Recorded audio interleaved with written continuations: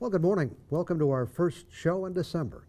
This morning, we're going to take you to the movies. Well, sort of. It all starts right now. From TV6, this is The Ryan Report. Now, here's your host, Don Ryan.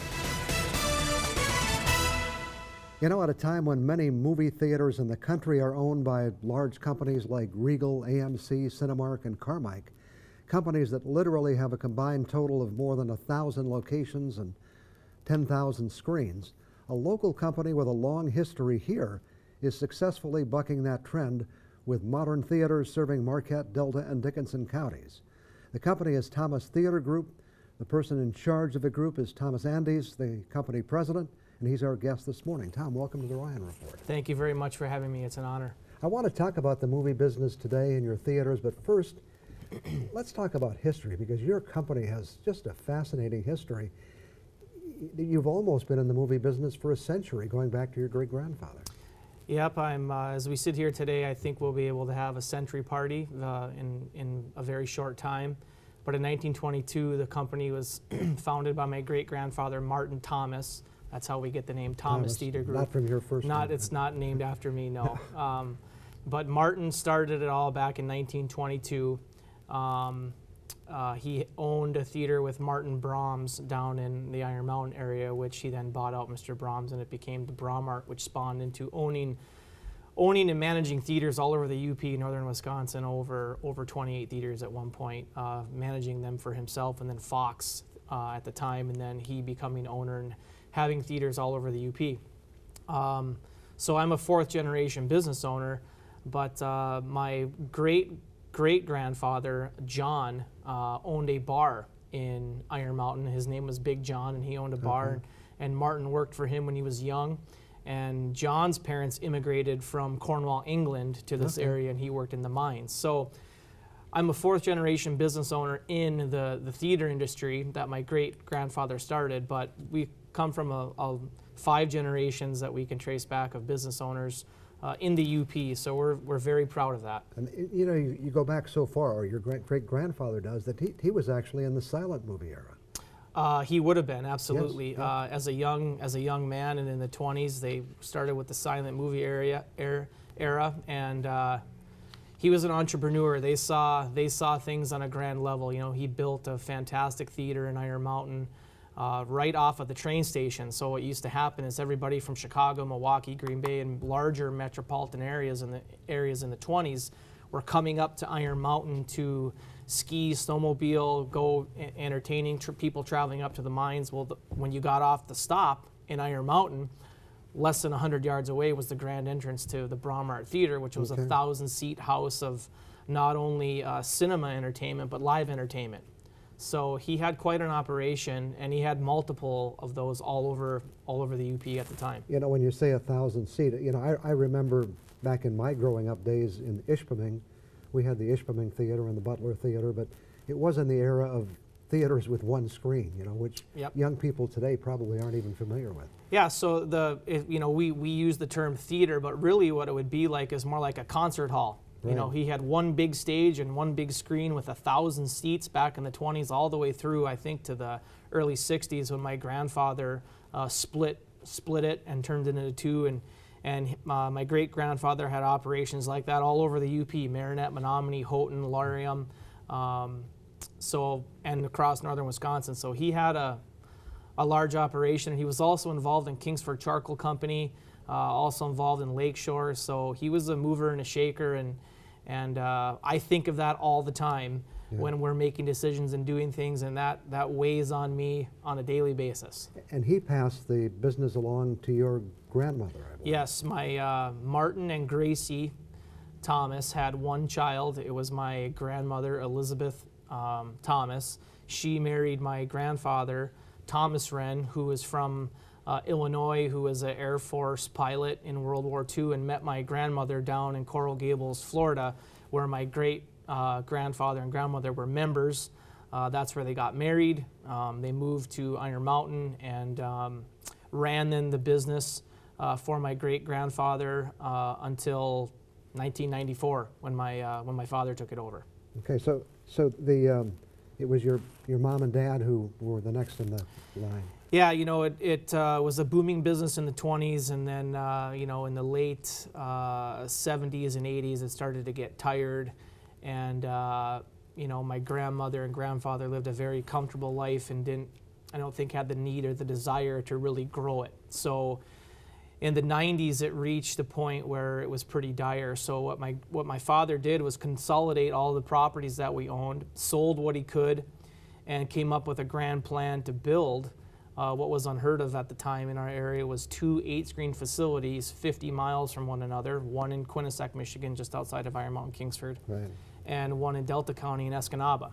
And that really changed the company, and it got the company sparked again and created a lot of really solid business relationships with local banks in our area, and it was a changing point for the company that we now own today. Do they share any memories of what it was like being in the movie business in the earlier days? Well, my great grandfather passed away before I was born, so I never really got to hear the real deal stories from the horse's mouth. But yeah, there's all kinds of great family photos and board meeting photos at the Chippewa Club in Iron Mountain, and people standing in line in the 60s, and you know, people dressed up as the Lone Ranger and the horse and the whole thing. And so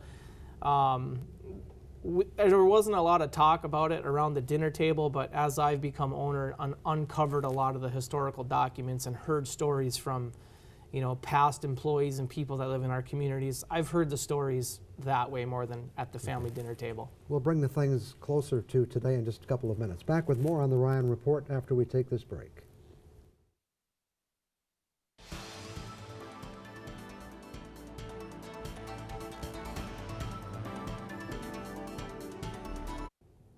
Our guest this morning is Tom Andes from the Thomas Theater Group. You got involved in the business in 2010, I believe? Yeah, or slightly before that. I was graduated from Ohio State and was working in Chicago. And I was involved in the power industry in Chicago and then up and down the eastern seaboard. And in the midst of that, I got married and came back from our honeymoon and was offered the opportunity to come back and buy the business from my mother and father. So one of the differences between my generation and the prior three was I had to buy the company from my family. So in the middle of relocating, buying a business, just newly married, not understanding a lot of the business, and I try to assure people all the time it's much more complicated than just selling tickets and some concessions over the counter. And so in the process of buying the business, running the business, staffing the business, we thought we saw an opportunity up in Marquette in 2012. So within 2 years of owning it, we had already started plans to expand the business at a pretty rapid rate. So we assembled a team and started to try to do that. You didn't actually grow up in the business in the sense that you were selling popcorn as a kid or anything? Absolutely not. No, our family's very fortunate, so it was always expected of us to go out and work in other places. It was my grandfather and father's opinion it's very easy for us to hire our own family to work in the business. So none of my brothers and sisters or myself ever worked a day at the theaters. Okay, let's talk about that big investment. Not just a big investment in a new theater, but also a new market. What drove that decision for you? Well, I'm a small town guy, and I believe in small town America versus big city America. It's just a place I'd rather be. So we were hearing rumors of things going up in Marquette, and Marquette had been developing, so we came up to visit Marquette. And you know, when I was coming up here in the mid-90s, there was garbage blowing down Washington Avenue and the place was empty. Quite a different scene in 2010 when we started to come up here. You had a competitor in the town, which was Carmike, which has now been sold to AMC, so Carmike is not around anymore. However, they were the 5th largest movie theater chain in the world. So it was a pretty big obstacle for me to try to convince financial institutions, internal financial people, myself, my wife, and most importantly, my dad at the time, so that we could come up here and carve out a stake of more UP business and do well in the Marquette area. And this was like a $10 million investment? Yep, it was a $10 million investment. of which at the time I didn't have the money. So we needed to go out and seek financing. So what we did was the same thing that my dad did in 1992, 93, was assemble a team of extremely talented professionals to help us achieve our goal. And we did that through local banks, local accounting firms, local contractors. I mean, we tried to keep this thing as local as possible, not just to keep it local, but there's extremely talented people that live up here in the UP that have extremely large companies and are very successful in their own right. And the beauty of living in the UP, in this small area, is you have access to these people. You know, they're very kind individuals, and when they see someone like myself who's trying to grow a business, they can relate to that. And whether it's through hiring them or advice, those people were always available, and our company's success is attributed to that, probably more so than the decisions that I've made. Did you realize that Carmike would go out of business almost instantly? Absolutely not. That was a gift. Within 3 weeks of us opening that facility, they were gone. They had shut the doors and left. Right. And we didn't know anything about that. I had learned that there was some contractual negotiations going on, but I had no idea that they were going to up and leave town. But I think one of the reasons that they did is we built a facility that they knew and anybody else knows they can't compete with. What did you want to incorporate in that new facility to bring that kind of positive attention to your theater? Well, I don't know if you remember what the old movie theater looked like, Right. but it was pretty rough. So the bar to beat that wasn't very high, but the bar to stay in the community for a long time, like we have in our other communities, that's where the bar was raised. So we hired a architectural firm out of Kansas City that strictly does nothing but movie theaters, and we started with, this is what we want. We want large screens, we want a large format theater, we want VIP seating, we want high back chairs, we want stadium seating. And then of course top decor around the whole facility. And over a period of time, you develop a plan, you develop a property, and that's what we've done. Okay. We have to take one more break. We'll be back with more questions for Tom after this commercial message.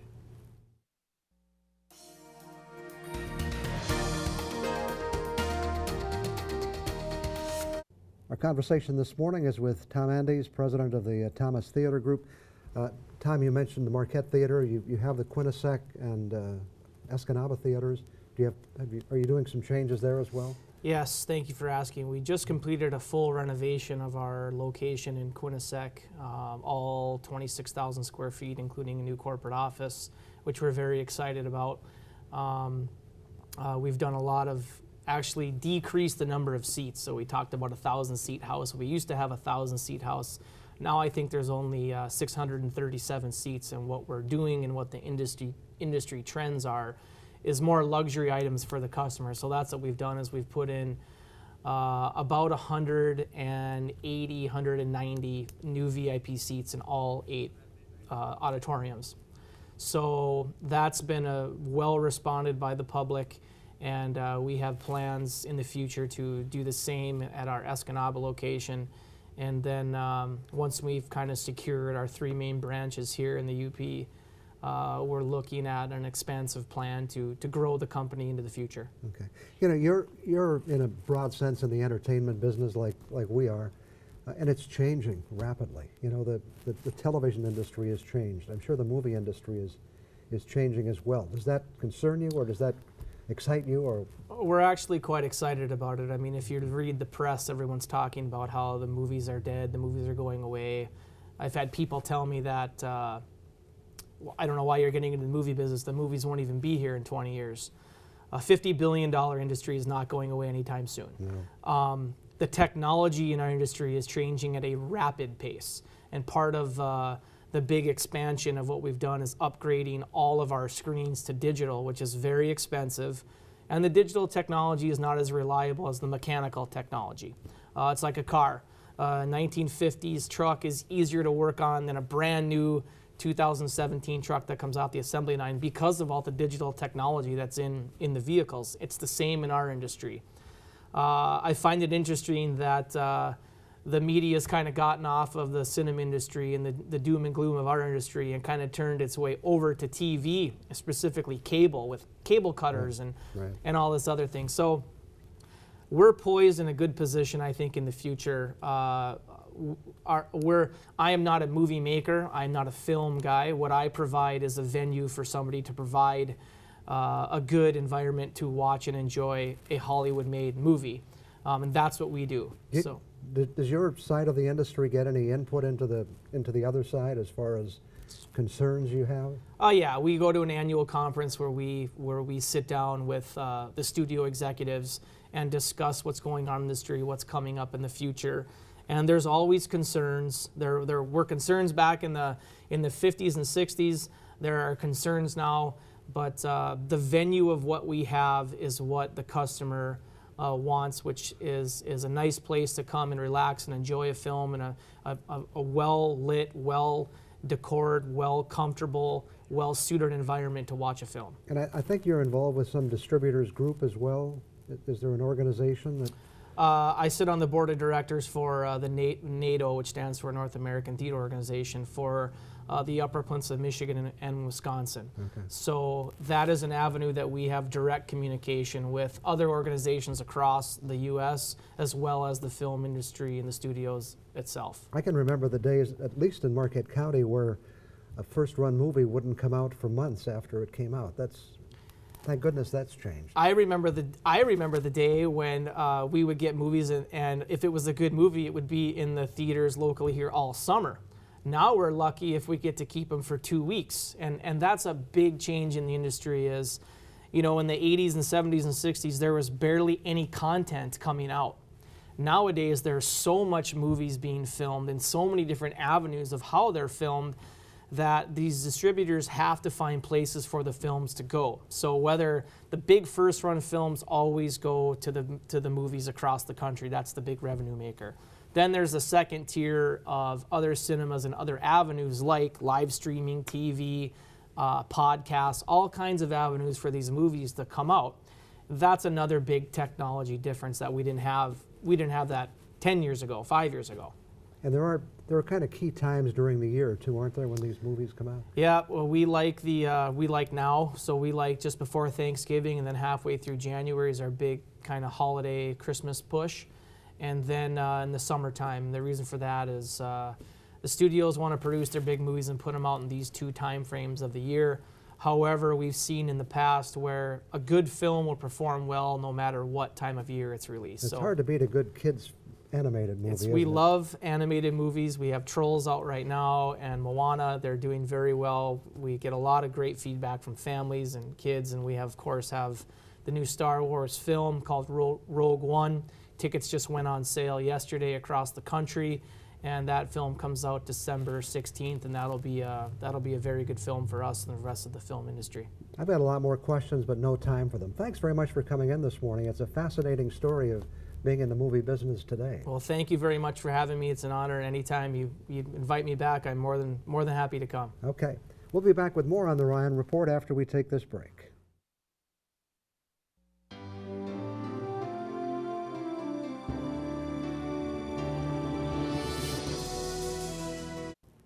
Here's a thought that crossed my mind the other day. You can measure distance by time, but you can't measure time by distance. You ask someone, how far is it to Milwaukee? And they might say, 5 hours. Distance measured by time. But it really doesn't work the other way. What time will you be coming over? I'll be over in about 75 miles. It just doesn't work. That line of thinking put me in the mood to check the internet to see what oddities or unusual facts I might uncover. For example, according to one report, the largest snowflake ever recorded reportedly measured 15 inches across. That would be quite a snowflake. We'll have to check with Carl Bonak about that. Or maybe that fact is in his book.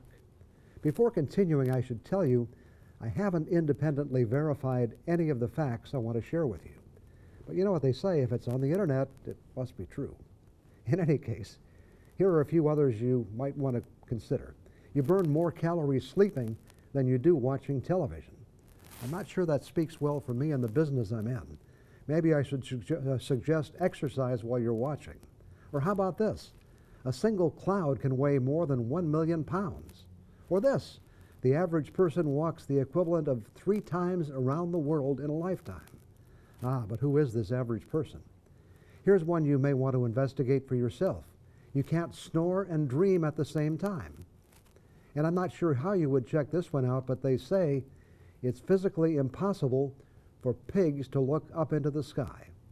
I'm not sure who they are. Let me share just a few more. Men are 6 times more likely to be struck by lightning than women. Not a competition we actually wanted to win. A US dollar bill can be folded approximately 4,000 times in the same place before it will tear. And the first American film to show a toilet being flushed on screen was Alfred Hitchcock's Psycho. I have nothing to add to that. Finally, according to one report, the average person spends 6 months during their lifetime waiting for red lights to turn to green. 6 months. One thing I can tell you about red lights from my experience, when you're not in a hurry and you have lots of time to get somewhere, the lights are usually green. But when you're in a hurry and maybe running behind, you always get the red lights.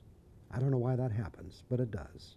Red light or not, it's time for me to stop. I'll be back in 2 minutes. The Today Show is coming up next. Keep in mind, if you missed this show, want to watch it again, or recommend it to someone else, it is available on the internet at uppermichigansource.com. Click on the navigation button and scroll down to the Ryan Report. There are past shows available, and the most recent one should be there on Monday afternoon. Well, today we had a great conversation about the movie theater business, past and present, with Tom Andes from the Thomas Theater Group. Thanks to Tom for sharing some memories and giving us some insights into what's involved today in bringing us the latest movies. I'm glad you could join us today. I look forward to seeing you again next Sunday morning.